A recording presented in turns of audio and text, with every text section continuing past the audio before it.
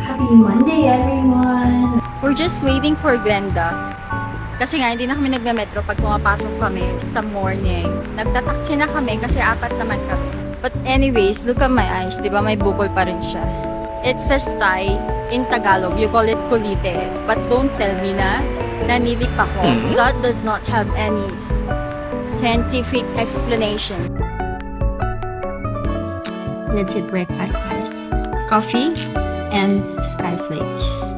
Huwag niyong iisipin na pag OFW is madaming pera. Skyflakes nga lang yung breakfast namin dito eh. Hindi pa kami nagme-merienda. Siyempre, hindi kasi kami nagpo-post ng mga paghihirap namin sa Facebook. Pero minsan naghihirap din kami dito, guys. Minsan nasisiro din kami. Katulad niyan, June 8 pa lang, Lunes. Sana kaming pera, guys. This is our lunch for today. It's pinapaitan by Jeff.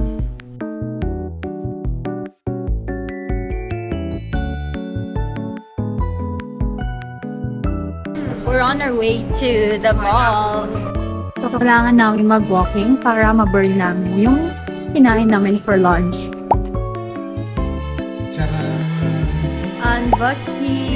Unboxing Insta360 Creator Bundle. Wow! Ang daming bubbles! Dun, dun.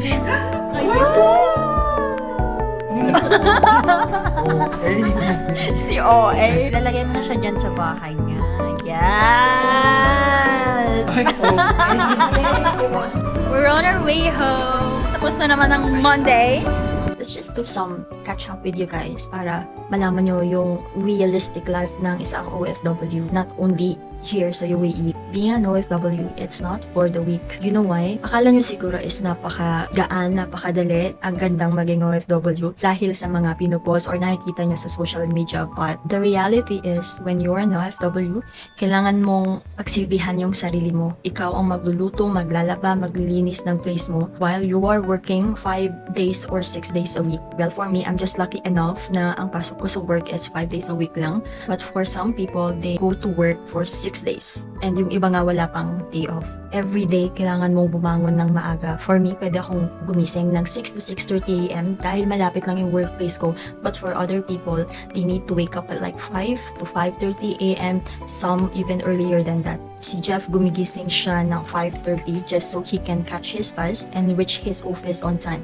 Then matatapos yung work, uuwi ka, magluluto ka ng kakainin mo, maglilinis kahit konti, tulog, ganun na naman. It's a routine. Kaya yung ibang OFW na de-depress sila kasi nga, ganun lang kasi yung routine dito. Kung hindi ganun katiba yung loob mong maging OFW, this will be hard for you. Kasi maho-homesick ka. Well, for me, I think kasi I'm a very happy person. Gusto ko yung masaya lang. Ayoko ng may stress. Ayoko ng mga problems. Although yung problems, hindi talaga natin yun naiiwasan. But as much as possible, ayoko ng problema. Whenever may problema, lagi kong iniisip na this is nothing compared to what I've been through. Kung wala kang problema, hindi ka matututo. You will not be the best version of yourself. So ako, dahil nasanay na ako sa ganitong routine, is parang ine-enjoy ko na lang every moment. That's why I'm creating this videos. Bakit ba ako gumawa ng YouTube channel? Again, actually, this is not my first YouTube channel. Meron na akong YouTube channel like 10 years ago, but I deleted it. But that channel pushed me to create a new channel. Kasi napanood ko yung mga videos ko before. I was doing makeup tutorials before, and na-realize ko na, alam mo, before wala man lang akong pambili ng proper makeup, ng proper makeup tools, ganyan. And ma-realize mo na God is so good talaga. Imagine, like, pinapanood ko yung sarili ko sa video that I uploaded 10 years ago. Gusto ko, pag tumanda ako, and I can go back to the memories I created. I can go back and remember how happy I was, how I enjoyed my life. That motivates me in creating videos. It's not because pwede kang kumita in YouTube or what. If ever man na kumita ako sa YouTube, well, edi thank you. But I am just enjoying and I'm so happy in creating these videos because I want to go back to whatever memories I am doing now with my life.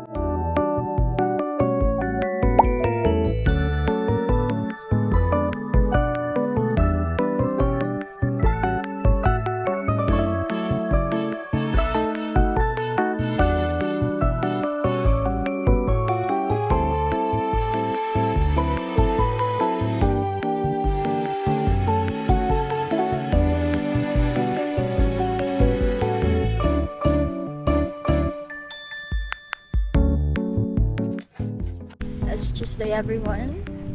And as you can see, may bukol pa rin yung mata ko. But that's okay. Parating na ang aesthetic, guys. Oh, see? We're on our way to work. But, nagmamarch up pa sila Glenn, guys. Papasok na. Bahala kayo. Ayan na nga sila. Good morning. It's okay. Sanay naman akong nag-aantay dyan ng 20 minutes. Happy Tuesday. Hindi ka okay nagsa-sunscreen ka din. Okay. Ay, sorry! No. Oh my God! It's my first time, sorry. Super OA. Oh my God! Nakuha mo! Yes! Oh my God! Oh, you're po. Alam mo, pag sisikat si Angelica, sabay-sabay tayong sisikat. Pero tayo mababash. Hala, sorry talaga. Oy, Angelica, huwag mo ipupusin. For today's breakfast. Empanada ba o ensaymada? Yung ikot-ikot? Oh. Empanada. Chicken empanada. Ang kapal ng tinapay niya. Meron din tayong egg.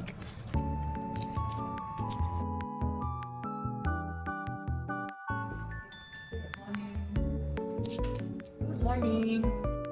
Thank you Lord for the Today's food. lunch. Diba ako We una have talaga? lechon. Ako talaga una kumuha. Dark Kiss by Heart. Evangeline. So ganda, right? Meron akong ganito. This is super bango.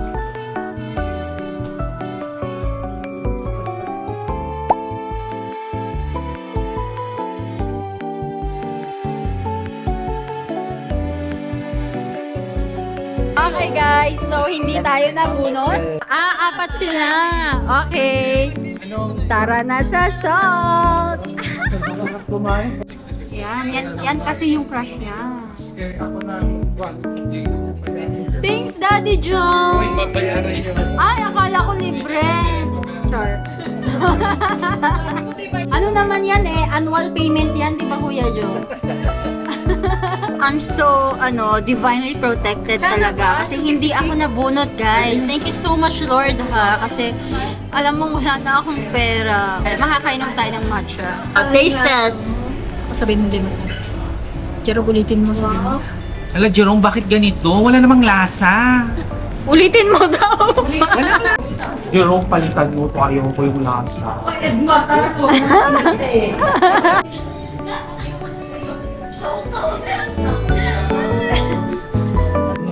I look so pale, so we need to put some colors. It's time to go home, guys. We're on our way home. وهي محطة الانتقال. Feeling ko color ko to pag dark. Parang I look better in dark colors. You can see, may bukol pa rin yung mata ko pero parang hindi na siya kasing laki nung mga nakarang. Hinihingal ako. So guys, pag OFW ka, hindi ka pwedeng magkasakit. Kasi hindi ka pwedeng umabsent sa work. I had the surgery like a month ago. Yun lang yung time na tinake ko ang sick leave ko. Kasi nga, hindi pwedeng pag tinatamad ka, ganyan, hindi ka napapasok. Hindi yun pwede dito sa UAE. Kailangan mong pumasok kahit may sakit ka, ganyan. Actually, na-try ko pa yung sobrang sama na ng pakiramdam ko. Pero dahil hindi ako pwedeng mag-absent, pumasok pa rin ako. Not knowing na may COVID na pala ako that time. Ganun yun, hindi ka pwedeng umabsent kung kailan mo gusto kasi nga, pwede kang matanggal sa trabaho. That's our OFW facts for today. Para nakikita sa top. Yes, guys, it's Wednesday and we're on our way to work.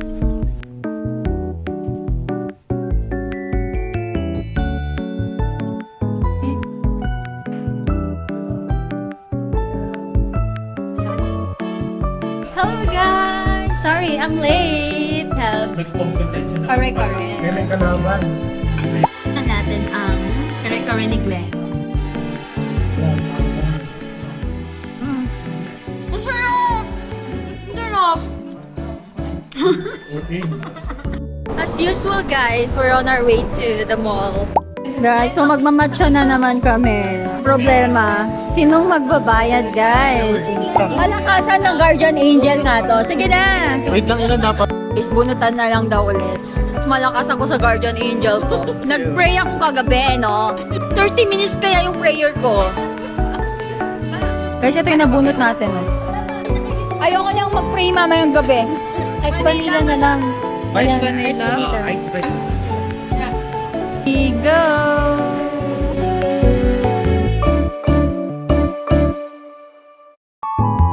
Guys, we're on our way home. Pauwi na ang mga istarik. Ariribok to ibig ko. Ano alam mo Ilocano song? Nagimas kang maya. Alam mo yun? Nagimas kang mayang dagat. Meron pa ganun, guys? O baka kasi makalimutan ko yung lengguwahe ko, te. Kaya kailangan ko mag-practice. Isam, isam, isam ka man ako. Hawakan kung ko. Ngay ayaw. Hindi mo na kami uwi, guys. Pupunta muna kami sa bahay nila Kate. Kunin naman yung mga damit niya. Ganon dito, hindi mo kailangan bumili ng brand new clothes. Pwede kang manghingin na lang, ganon. Pwede talaga yun.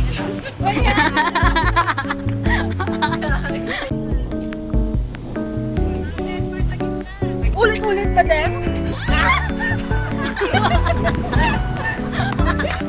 Oh. Oh. Oh.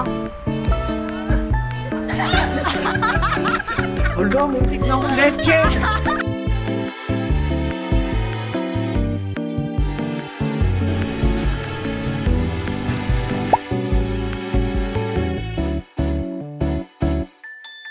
Good morning, everyone. It's Thursday. Let's go to work. This is my natural face, brother. What can you say? Yes, very nice. Thank you so much. Hello, why are you laughing then? No, Okay. I look bata-bata now. You look only 22. Now? Now? Yeah. But Oh my God. a while ago, without makeup or without sunscreen, without that Without cream. makeup, I don't see. 65, right?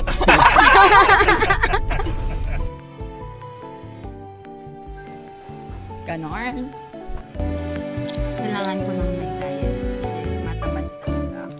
Kailangan kong bumalik sa 47. I don't know.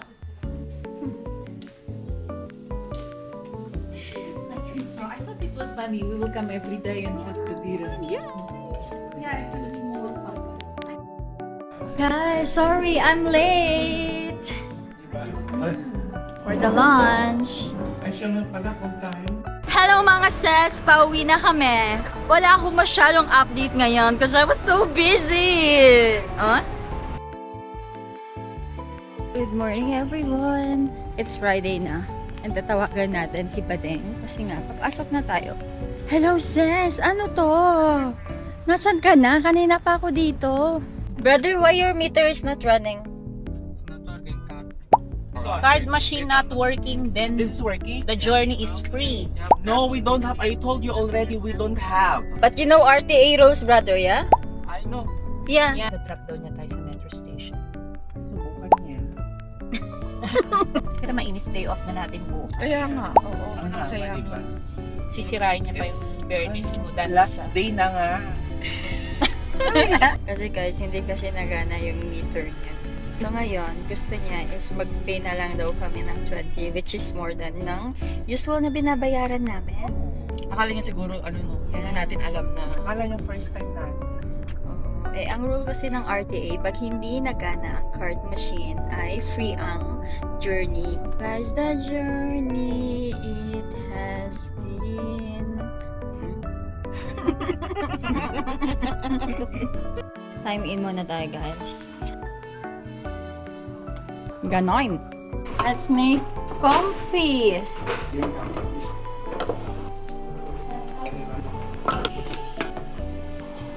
Guys, meron kaming free coffee dito, pero hindi kasi ako nakakatulog dyan. Kaya for the Nescafe tayo. Kainom na.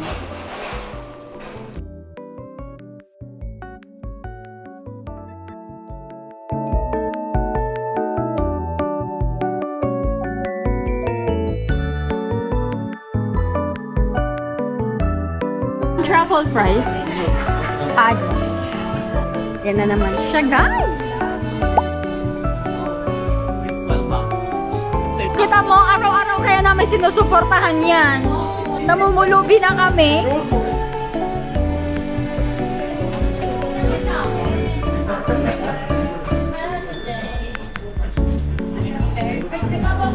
It's 5 p.m. guys and we're on our way home. And so far init. Actually, kaninang 2 p.m. pa kami pinapauwi ng amo namin. If tapos naman na daw namin yung work namin, is pwede na kaming umuwi. Kaso nga, mainit pa kasi kanina. And nag-retinol ako kagabi guys. So hindi ako pwede maarawan. Yes. But anyways guys, thank you so much for watching another episode of A Week With Me. Please subscribe and don't forget to click the red button down below so you get notified whenever I upload a new video. Thank you so much for watching. Adios! Bye!